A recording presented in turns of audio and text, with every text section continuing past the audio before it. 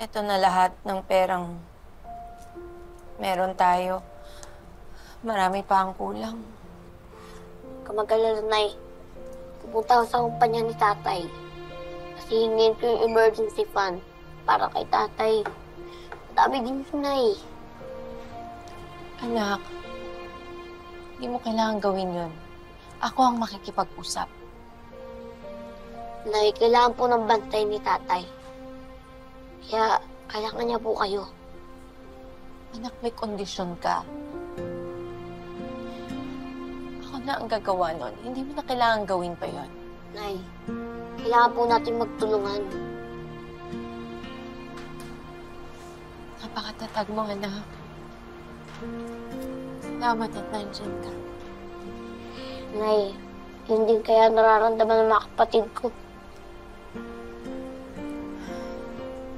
Anak, huwag mo nang isipin yung mga sinabi ni Nareen at ni Riley. Nabigla lang sila. Pero Nay, tama naman sila eh. Kung nagkaroon ako ng kondisyon, lahat kayo kailangan mag-adjust para sa akin. Huwag ganun, anak. Taos-puso namin ginagawa lahat ng to ng tatay mo dahil sa pagmamahal namin sa'yo. Mali naman yata ako. Kasi pinahiya ako si Rain. Yan. Natakot tuloy sa puso si Tatay. Huwag mo sisihin ang sarili mo. Pagsubok lang to. Pagsubok lang sa atin to.